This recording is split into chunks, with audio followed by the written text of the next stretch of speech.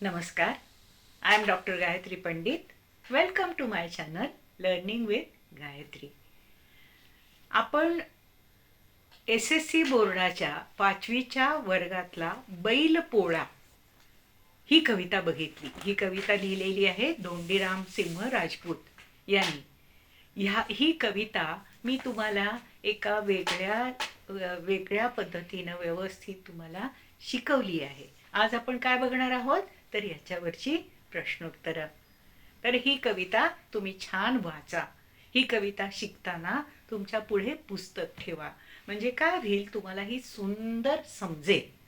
तर हा आता आपण पुढचा भाग करतोय की बैलपोळा यावरची प्रश्नोत्तरं आणि काही थोडंफार व्याकरण.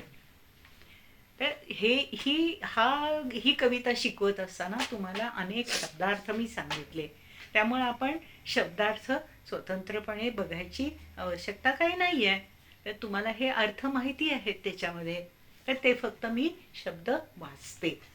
न्हाऊ घालणे, आंघोळ घालणे. झूल, बैलांच्या अंगावर टाकण्यात येणारे रंगीत व नक्षीदार कापड.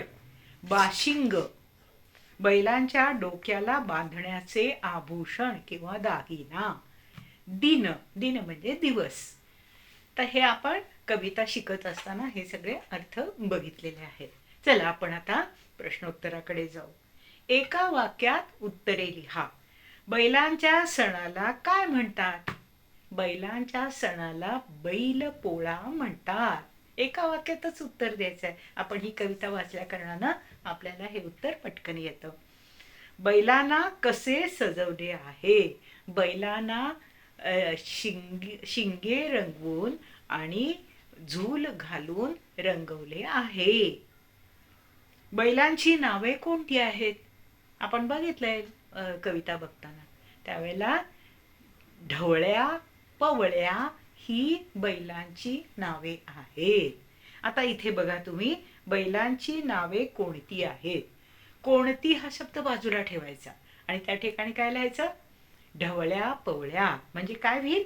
बैलांची नावे ढवळ्या, पवळ्या ही आहेत. उत्तर तयार झालं की नाही? बैल पोळाच्या दिवशी बैलांना काय खाऊ घालतात? बैल पोळ्याच्या दिवशी बैलांना काय हा शब्द बाजूला ठेवा आणि तिथे पुरणपोळी एवढंच लिहायचं. झालं उत्तर तयार. कसं होईल ते? बैल पोळ्याच्या दिवशी बैलांना पुरणपोळी खायला घालतात, खाऊ घालतात. आता पुढे बघूया. शेवट समान असणारे कवितेतील शब्द लिहा. त्यांनी उदाहरण दिलंय मखमली आणि त्याला पॅरलल शब्द त्याच्या पद्धतीनंच आलेला कुठला शब्द आहे? झुली. मखमली, झुली. तसंच कवितेमध्ये असे अनेक शब्द आहे. सण बैलांचा आला आज पोळा, गोठ्यातील बैल न्हाऊ घाला. पोळा आणि घाला हे समान उच्चार, साधारण समान उच्चार असणारे शब्द आहेत. तसंच पुढे बघा. रंगीत शिंगे, रेशमी बाशिंगे. शिंगे आणि बाशिंगे हे समान उच्चार असणारे, साधारण समान उच्चार असणारे हे शब्द तुम्ही तिथे लिहू शकता. पुढे बघूया. ढवळ्या, पवळ्या, सजले धजले. सजले धजले मिरवू लागले.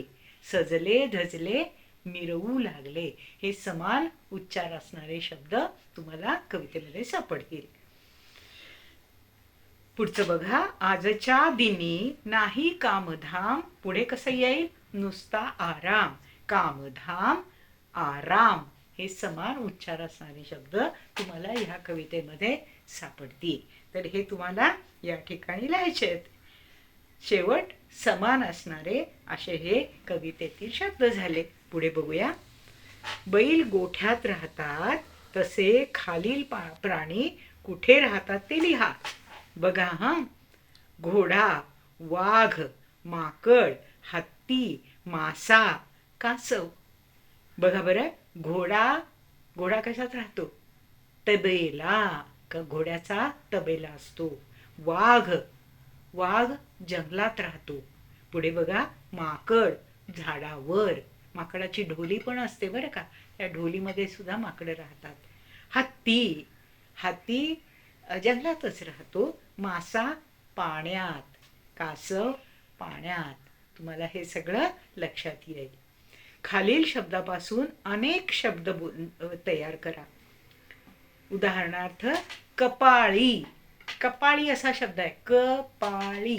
आता ह्याच्यामध्ये काय काय, क प असं शब्द होऊ शकेल, पाक असा शब्द होऊ शकेल.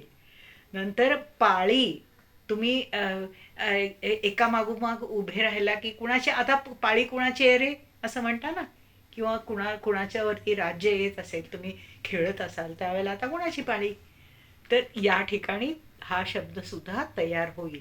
पाकळी, फुलाची पाकळी. बघा 3-4 शब्द याचे कसे छान तयार झाले. आता पुरणपोळी असा शब्द त्याने दिलेला आहे, त्याचे तुम्ही किती किती शब्द करू शकता. पोळी, रण, रण हा शब्द आहे तुम्हाला माहिती आहे. पुढे अजून काय शब्द होतो बघा, रण, पोळी, पुरण असे हे त्याचे शब्द तयार झाले. गावभर, गावभर असा शब्द, भर असा शब्द तयार होईल, गाव असा शब्द तयार होईल. वर, वर असा शब्द तयार होईल. वरचे 2 अर्थ आहेत, वर म्हणजे वरती, आणि वर ह्याचा अर्थ वधू आणि वर. जो नवरा असतो लग्नामध्ये, लग्नात जो नवरा असतो त्याला वर म्हणतात. तर हाही शब्द इथे तयार झाला. आता असे हे आपण छान छान शब्द तयार केले. पुढे बघूया.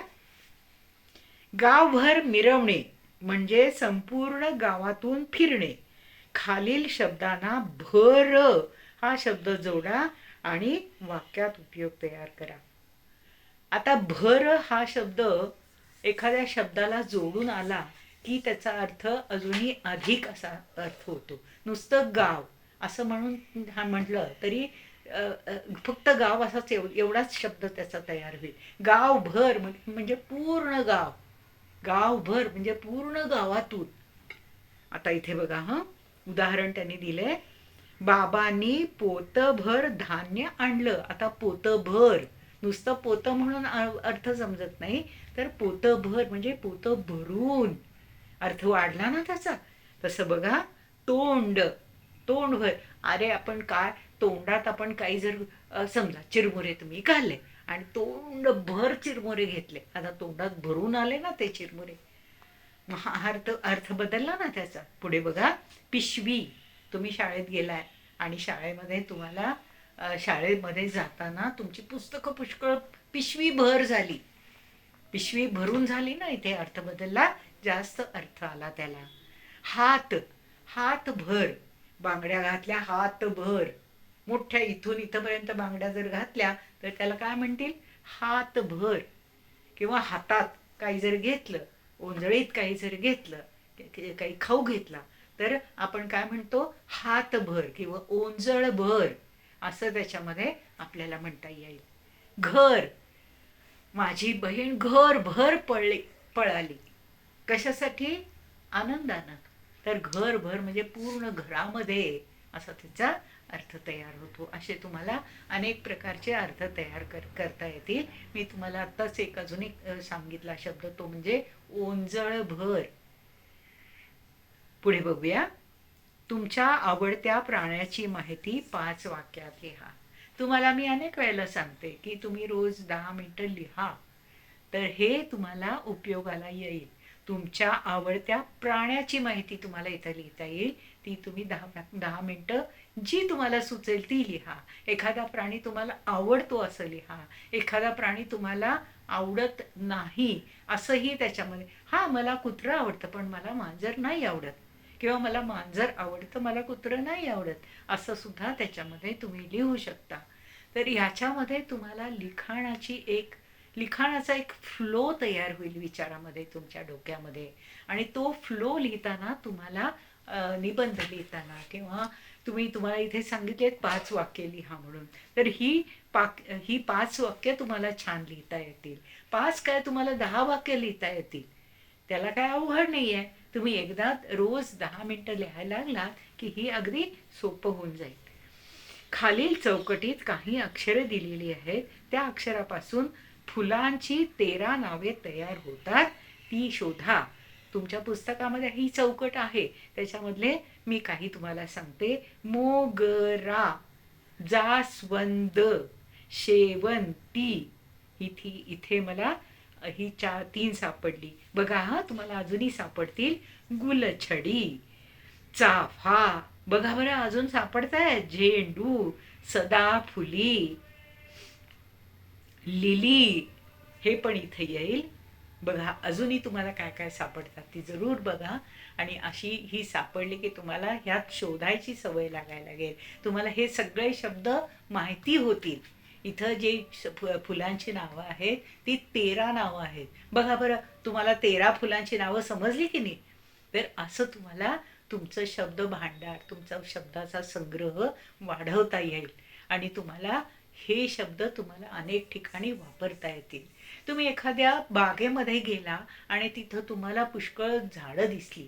आता झाडं कोणती कोणती दिसली याचं तुम्ही इमॅजिनेशन करताना ह्या 13 फुलांच्या पैकी 5 फुलं तरी तुमच्या लक्षात राहिली तरी तुम्हाला तिथे सुंदर लिहिता येईल की बाबा मला सदाफुलीची झाडं तिथे दिसली. सदाफुलीचे रंग छान छान होते.